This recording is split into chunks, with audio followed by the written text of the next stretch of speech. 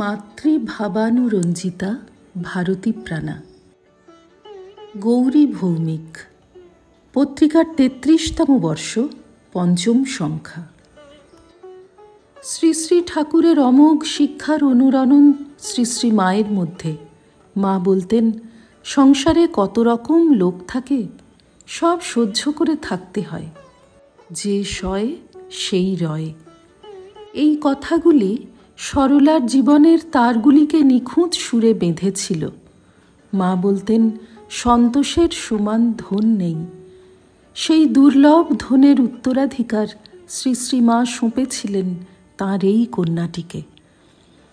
ভারতী প্রাণা মাতাজি তাঁর দীর্ঘ জীবনে যেখানে যে অবস্থাতেই থেকেছেন, তাঁর তুষ্টির অভাব ঘটেনি। বিশেষ করে কাশীবাসের দিনগুলিতে নানা অসুবিধার মধ্যে দিন কাটাতে হতো। সম্বল বলতে শরৎ মহারাজের ব্যবস্থাপনায় বরাদ্দ কয়েকটি টাকা। দীর্ঘদিন থাকবার জায়গা ছিল অনিশ্চিত, কিন্তু তাতে তাঁর সারাদিন জপধ্যানে কোনো বিঘ্ন ঘটত না।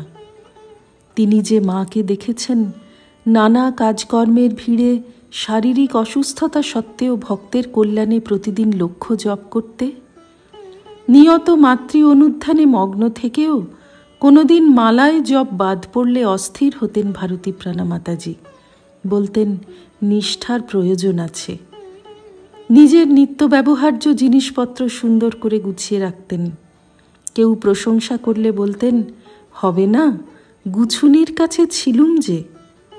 শ্রী শ্রী মায়ের কাছে সরলা নিয়েছিলেন অনাড়ম্বর জীবনের পাঠ। মায়ের মতো তিনিও কখনো ছাতা, জুতো ইত্যাদি ব্যবহার করেননি। প্রখর গ্রীষ্মে খালি পায়ে অনায়াসে পথ চলতেন ঠাকুরের নাম করতে করতে। স্মৃতিচারণ করতেন।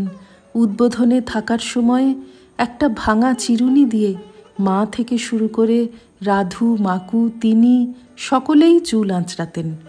কেউ যদি নতুন একটির প্রয়োজনীয়তার কথা বলতো, শ্রী শ্রীমা হেসে বলতেন, কাজ তো চলে যাচ্ছে।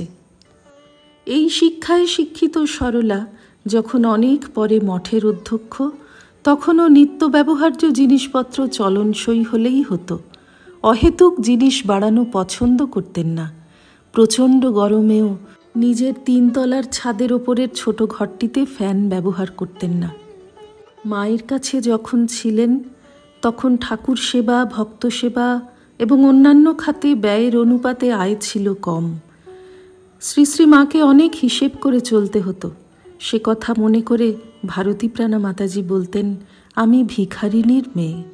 বলা বাহুল্য, এই স্বীকারোক্তির মধ্যে প্রচ্ছন্ন থাকত মাতৃ সান্নিধ্যের সুখানুভূতি। মায়ের জীবনে আমরা বারবার দেখেছি সংস্কার মুক্ত ঔদার্য। ভারতী প্রাণা মাতাজিও যে কোনো বিষয়কে প্রায়োগিক কুশলতার দিক থেকে বিচার করতেন। সংস্কার মুক্ত উদার মন নিয়ে যুক্তিপূর্ণ সহজ মীমাংসা দিতেন। সংসারে নির্যাতিতা বহু মেয়েকে তিনি সহানুভূতি আর অর্থ দিয়ে সাহায্য করেছেন। ঠাকুর বলেছিলেন, অদ্বৈত জ্ঞান আঁচলে বেঁধে যেখানে ইচ্ছে যাও। শ্রী শ্রী মা জিজ্ঞাসু ভক্তকে বলেছিলেন, ঠাকুর পূর্ণ অদ্বৈত ছিলেন এবং অদ্বৈত প্রচার করতেন। মায়ের অন্তিম বাণী, কেউ পর নয় মা, জগৎ তোমার, অর্থাৎ সেই সর্বং খলবিদং ব্রহ্মা।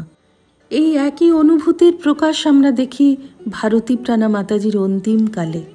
তাঁর কণ্ঠ থেকে নিঃসৃত হল, সকলের মঙ্গল হোক, সকলের অবিদ্যা দূর হোক। অহং ব্রহ্মাস্মি সচ্চিদানন্দ ব্রহ্মা, ব্রহ্ম সত্য, জগৎ মিথ্যা। মাতৃভাবময়ী ভারতী প্রাণা মাতাজি শেষ পর্যন্ত মা সন্তানের দ্বৈতভাবের রেখাটুকুও মুছে দিয়ে প্রবিষ্ট হলেন পূর্ণ অদ্বৈতে। একবার মহাপুরুষ মহারাজ ভারতী প্রাণা মাতাজিকে বলেছিলেন, সরলা, তোমার এই 2টি হাত মহাশক্তির সেবা করেছে, আমাকে দিয়ে দাও, আমি সোনার ফ্রেমে বাঁধিয়ে রাখব। এই হাতে তিনি বহন করতেন মায়ের আশীর্বাদ। মাধবানন্দজি বলতেন মঠবাসিনীদের, তিনি মা ঠাকুরুনের অন্তরঙ্গ সেবিকা, এ কি কম কথা? তোমরা কখনোই তাকে সামান্য মনে করবে না। ভারতীপ্রাণা মাতাজির জীবন যারা দেখেছেন তাঁরা প্রত্যক্ষ করেছেন পূর্ণ শরণাগতির সঙ্গে মাতৃভাবের অনুপম অভিব্যক্তি, আর বিস্মিত হয়েছেন ভেবে এই জন্যই কি শ্রী শ্রী মা শরৎ মহারাজ ওকে নির্জনে তৈরি করেছিলেন, যেমন নাকি মাখন তুলতে গেলে নিভৃতে সূর্যোদয়ের আগে তুলে নিতে হয়।